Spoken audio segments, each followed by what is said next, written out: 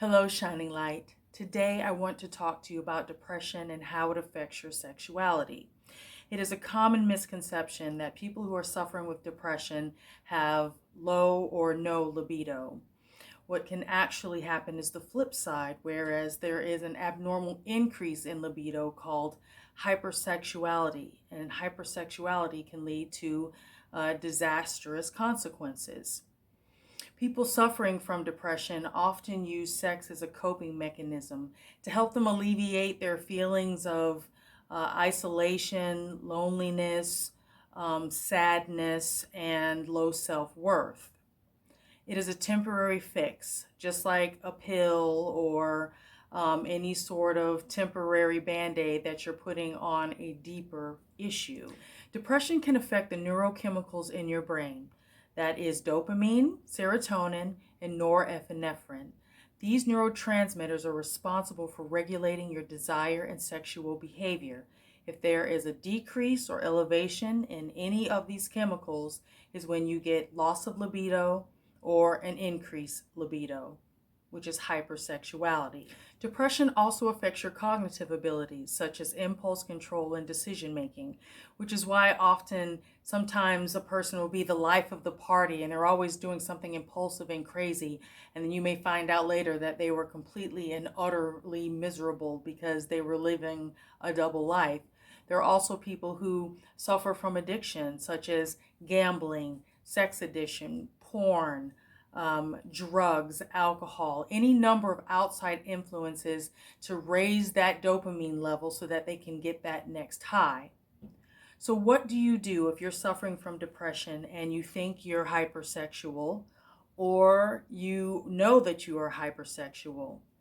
The first thing I suggest is getting therapy. You have to get to the root of the problem in order to fix it. Finding a good counselor and a good support group can lead you in the right direction to curing the depression in an organic and natural way.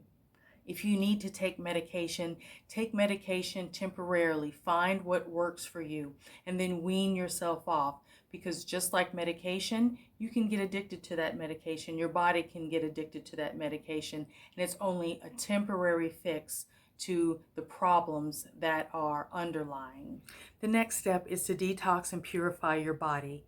If you've been promiscuous, I suggest that you go get tested. There are a lot of STDs that still exist, some of them which are deadly. And why would you want to heap hot coals onto depression by finding out you may have an unwanted pregnancy or an STD that could have lifelong consequences? Take sitz baths, detox baths, sit in the sauna. If you feel any sort of sexual urges, then go for a run. Do something athletic, a hobby, or something creative to sort of deflect that energy and turn it into something positive. The more you exercise and the more you rid your body of negative energy and pollutants, the more you'll start to feel better naturally, and it'll help you towards healing. If you're on your own, find support groups and commune with people who are going through the same thing that you're going through. If you have a partner or a spouse, talk with them. Ask their honest view of what it's like with you sexually. That means if your libido has decreased or increased.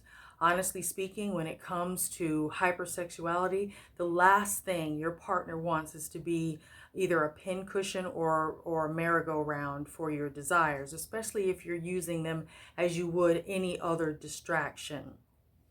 There's a big difference between a high libido or a normal libido versus someone who is using sex for escapism. There is a difference. So speak honestly with your spouse, and hopefully they will give you an honest opinion. And if they love you, they'll support you through these trying times. I hope this video has been helpful. I am coming from a place of knowledge. I know where you are because I have been there. If you're interested in learning about my journey, you can pick up my book from Amazon, The 4 Aims in Life, Finding Balance to Gain Freedom. The link to my book is in the description box. Please give this video a thumbs up if it's been helpful, and hit the notification bell so we can meet next time. Thank you for tuning in, Shining Light, and we'll see you next time. Thank you. Thank you. Thank you.